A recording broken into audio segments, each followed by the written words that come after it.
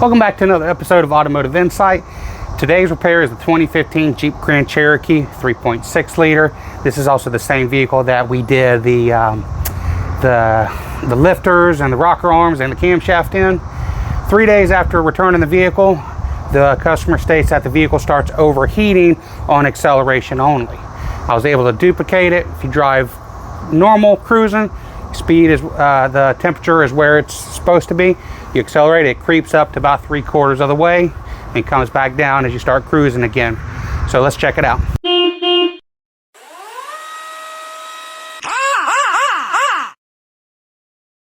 So one of the first things I noticed is the upper hose was scalding hot, and the lower hose was noticeably a lot cooler.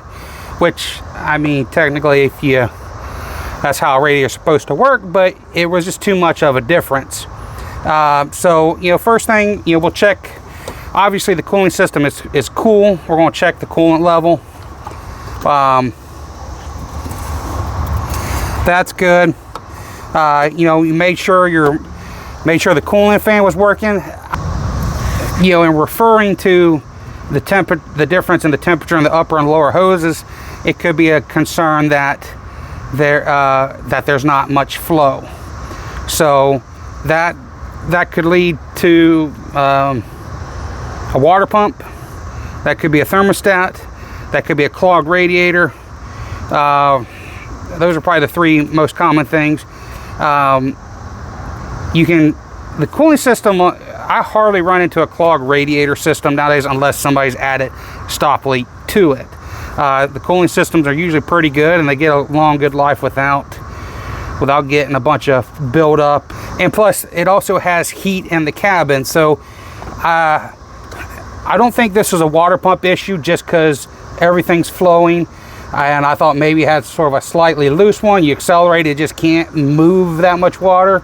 But we're going to start with the easiest thing first, and that's the thermostat. That's also a very common issue to do. But to gain access to the thermostat, I've already got some stuff off. You can pop the engine cover up. You can disconnect the purge valve and the connector, and we'll remove it from the and remove the vacuum line part of it. 8 millimeters for the hose clamps. On the purge valve, you want to pop up the red tab, then push the tab on the bottom, and it'll separate. And there might be a couple little extra harness clips. Remove those, and you disconnect your intake air temp sensor. So with the intake tube removed, your thermostat's right here. It's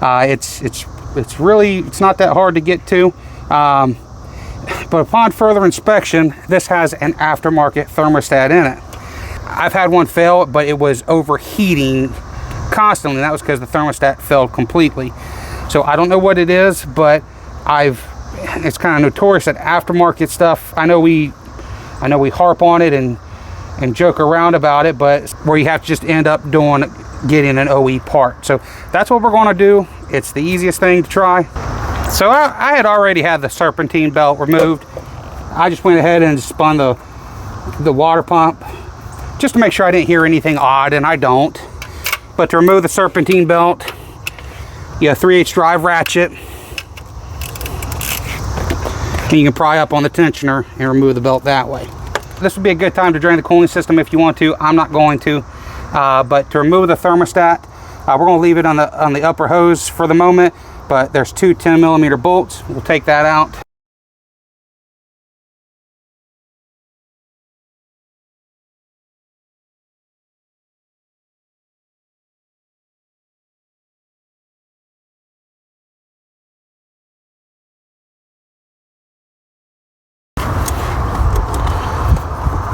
We'll go ahead and we'll disconnect it from the upper hose.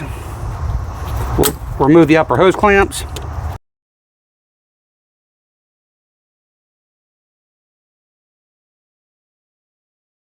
As you can see, it's a Motorad thermostat.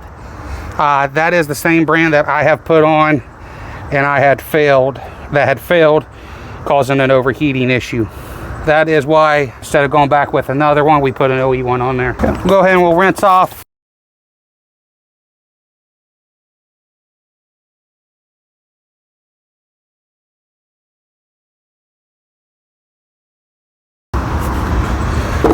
And we'll put our intake tube back on.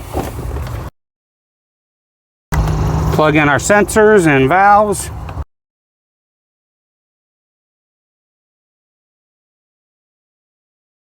Okay, we'll go ahead and put our burp bucket on here. All right, we'll top off our coolant. Now we are going to have to, there is a bleed valve.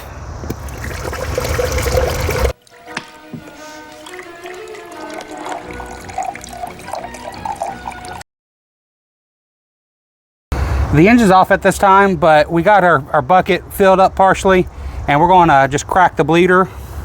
So using a long flathead screwdriver, you can still reach the bleeder screw on top of the thermostat housing. You can crack that open till it starts spitting out coolant. Shut it off, and then we're going to start it now. So we got the engine running. We'll let that run till the thermostat opens and until we have a good heat on the inside.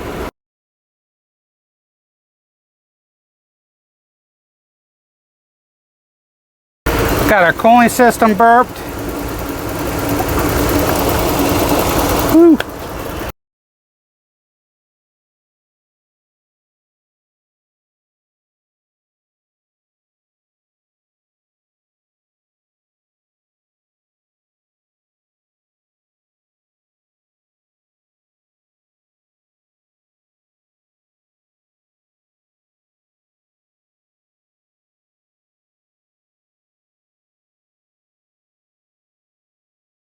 We got back from our test drive.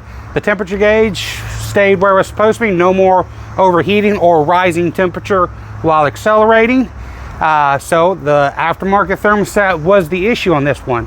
Anyway, the part costs about $90 from the dealership and $25 for coolant. Labor is about 1.1 hours to do this. Well, that's going to wrap up this video. Hopefully we earned a thumbs up from you. I may not have all your answers. Hopefully I had some. That being said, see you on the next one. Said I'll pick you up at 8.